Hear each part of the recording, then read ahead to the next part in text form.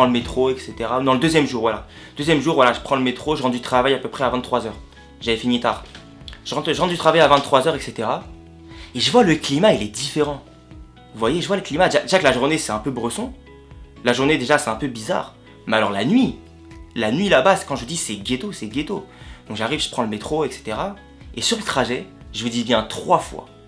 3 fois, ça m'accoste, ça m'aborde pour me proposer de la drogue, etc. Ça me propose, voilà, du stupéfiant et tout, parce qu'ils croyaient que j'étais consommateur, alors que pas du tout. Tu vois, j'ai pas une tête de consommateur. En tout cas, par 3 fois, ça propose du produit normal. Et voilà, et pour eux, c'est vraiment quelque chose de normal. Là-bas, la drogue, elle est pas légalisée, mais tout le monde en consomme, tout le monde en prend. Et partout Atlanta, dans tout Atlanta, les gens, ça pue la weed. Vous allez dans le métro, vous allez dans la rue, vous allez même dans mon logement. Pas à l'intérieur de mon appartement, hein, mais on va dire dans la résidence, ça sentait. Vous voyez, partout ça sentait ça, et les gens en fait ils sont accros à ça là. Limite j'ai l'impression que c'est dans le patrimoine d'Atlanta. J'ai l'impression que la drogue fait partie du patrimoine d'Atlanta. Je vous assure les gens, c'est une dinguerie. Donc voilà, donc j'ai pris le métro, je voyais que le contexte il était très différent. En fait j'ai vu surtout dans le regard des gens. Parce que souvent vers 23h, vous voyez, c'est beaucoup les darons, les daronnes qui rentrent du travail, qui sont passés une grosse journée, qui est compliquée. Et en fait j'ai vu dans le regard en fait des gens qu'ils étaient vraiment fatigués. Par exemple, je sais pas, vous voyez vraiment genre que les gens ils travaillent dur là-bas. Vous voyez, il n'y a pas le même système social qu'en France. Et en fait ça se voit en fait sur les gens que en fait les gens là-bas ils charbonnent dur, ils cumulent 2-3 emplois et ils se plaignent pas. Genre ça travaille, moi je connaissais des cuisiniers avec moi qui pouvaient travailler dans plusieurs établissements et ça pouvait faire des 16 heures par jour. Je vous le dis, hein, ça cumulait des deux jobs de 8 heures tous les jours. Vraiment, les gens, ils sont archi à fond sur le travail. Donc les gens, ils sont beaucoup plus, on va dire, déterminés. Mais voilà, les gens, ils sont aussi plus sympas. Déjà, on va vous aborder, par exemple, dans le métro normal. Moi, je sais qu'à chaque fois que je prenais le métro, tout le temps, on venait m'aborder. Ouais, comment ça va, etc. Et quand le gars, il me racontait sa vie, souvent, il dit, mais where do you from? Et quand vous lui dites, I'm French, I'm from Paris, alors là, les amis, vous devenez l'attraction première de tous les Américains. Dès qu'ils savent que vous êtes français, dès lors qu'ils savent que vous êtes français, et en plus que vous venez de Paris, je vous assure, vous êtes leur attraction première. Vraiment, je vous dis, là-bas, en tant que français, c'est un bénéfice de malade mental. En tant que français, là-bas, on va vous poser des questions, on va s'intéresser à vous, on va vous faire taper la discute, ils vont vouloir faire ami, etc., etc.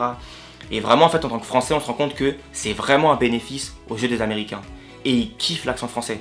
Vraiment, quand vous parlez anglais avec l'accent français, pour eux, c'est archi élégant, c'est romantique, parce que eux, ils voient les Français comme des gens romantiques. Pour eux, les Français, c'est le beau Paris, c'est les gens romantiques, c'est les gens élégants. C'est l'image qu'ils ont de nous, et vraiment, qu'ils gardent cette image-là de nous. Donc voilà. Donc ça, c'est l'image un peu qu'ils avaient de nous, et c'est le climat qu'il y a un peu. Alors, ce qui est choquant aussi là-bas, on va dire ça, c'était plutôt les points positifs. On va dire un peu dans les points, on va dire, un peu bizarres. C'est que là-bas dans les rues, c'est qu'il n'y a pas beaucoup de monde. En fait, les gens, là-bas, ils prennent tout le temps la voiture.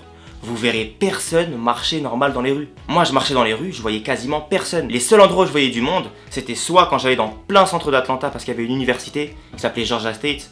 Donc là, effectivement, il y a beaucoup de monde. Ou sinon, il y a des endroits précis où les gens, des fois, ils se rassemblent. Il y a des genres de marchés, Il y a un endroit qui s'appelait Ponce City Market. Donc c'est un endroit où... tout ce qui est nourriture, etc., c'était top parce qu'il y avait de la nourriture d'un peu partout. C'était multiculturel et moi j'allais archi souvent là-bas. J'ai kiffé parce qu'il y avait beaucoup de monde, on peut taper la discuter avec les gens.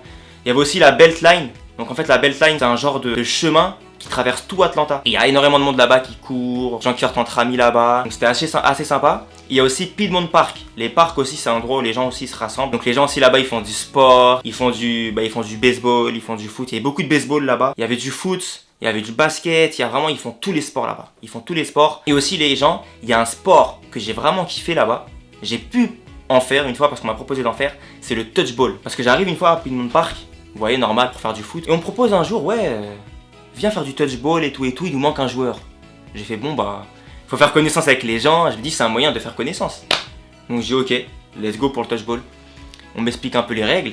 Et je me rends compte que ça ressemble beaucoup à la tech au pied. Je sais pas s'il y en a, vous avez déjà joué à la tech au pied. C'est un genre de baseball, sauf que vous tirez, au lieu d'avoir une balle de baseball, vous avez un ballon de foot. Et le ballon de foot, il faut le tirer, en fait, il faut mettre une frappe.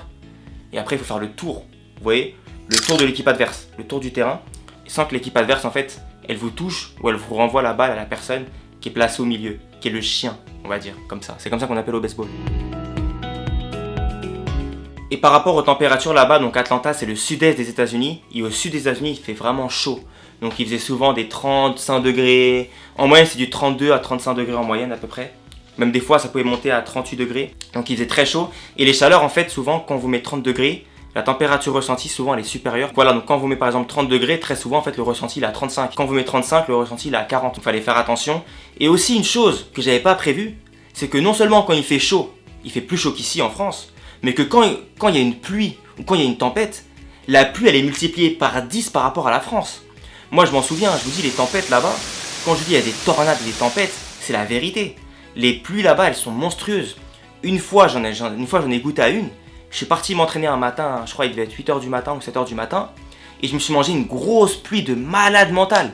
Je l'ai mis aussi sur Instagram, vous pouvez vérifier sur mon Instagram, dans les stories à la une, je vous ai partagé ce moment-là. Et voilà, donc les pluies sont très fortes. Quand il fait chaud, il fait plus chaud qu'ici, et quand il y a des tempêtes et il y a de la pluie, et ben les tempêtes et les pluies sont beaucoup plus puissantes qu'ici. Donc voilà, donc ça, après avoir parlé du climat qu'il y avait à Atlanta, j'aimerais aussi vous parler un peu des supermarchés. Et vraiment pour tout ce qui est supermarché, vraiment là les gens vous n'avez pas d'excuses. J'ai tout mis sur mon Instagram.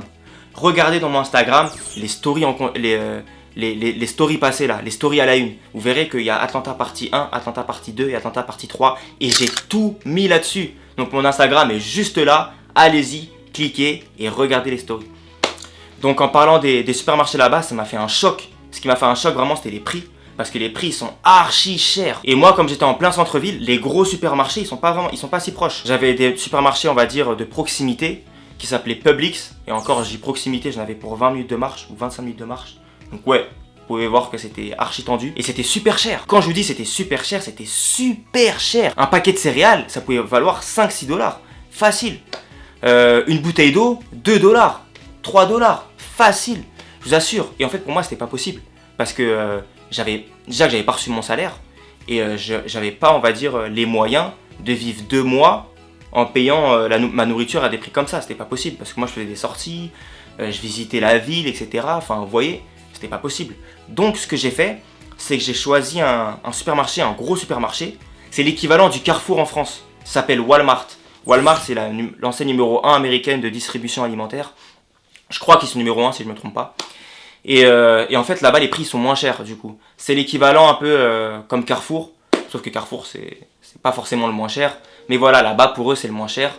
Et le moins cher pour eux, pour ici, serait très cher. Je vous mets au courant. Le moins cher pour eux, pour ici, serait très cher. Parce que voilà, je vous dis, quand je faisais les courses, je prenais pas forcément des trucs de fou. À chaque fois que je faisais mes courses, on va dire pour une semaine, j'en avais pour au moins 70 dollars. Facile. 70 dollars pour une semaine. Vous voyez? Et encore, je mangeais quand même beaucoup dehors. Enfin, la journée, je sortais beaucoup, donc j'étais pas souvent chez moi. J'étais très peu chez moi. Donc je mangeais pas tout le temps à la maison. Vous voyez? Donc voilà, donc ça c'est les prix à Atlanta, c'était un peu compliqué. Et pour aller à Walmart, j'avais plus d'1 heure de trajet. Parce que j'avais 1 heure de trajet si tout se passait bien. Mais des fois, ça pouvait me mettre 1h30, 2 heures. Si avec le métro, c'était compliqué. Parce que le métro là-bas, parce que du coup, petite transition, on va passer au métro. Parce que en parlant du métro là-bas, les gens, c'est que le métro, c'est hard. Le métro, c'est pas comme le métro en France. C'est que les temps d'attente, ils sont longs. Souvent, j'avais des 20 minutes, 15 minutes, des fois des 40 minutes. Et oui, 40 minutes pour attendre un métro pour faire les courses. Alors déjà, je finissais le taf des fois à 21h, 22h, 23h. Oh là là là là là là là, je vous dis pas la galère. Donc voilà, c'était un peu ce qui était un peu galère là-bas. Mais vraiment, il y avait beaucoup plus de positifs que de négatifs. Donc oui, donc les gens ils sont sympas, gentils, drôles, ils aiment beaucoup rigoler, ils aiment beaucoup parler, ils racontent souvent leur vie, ils sont archi bon délire, mais il y avait quelque chose que j'avais pas vu encore. Donc voilà, donc on va se retrouver maintenant les amis pour une prochaine vidéo. Donc maintenant dis-moi en commentaire cette vidéo elle t'a plu et surtout n'hésite pas à t'abonner si t'as aimé le contenu, à partager si t'as envie de partager et être tout simplement présent au prochain rendez-vous. Donc on se dit à la prochaine, à très bientôt. ¡Vamos!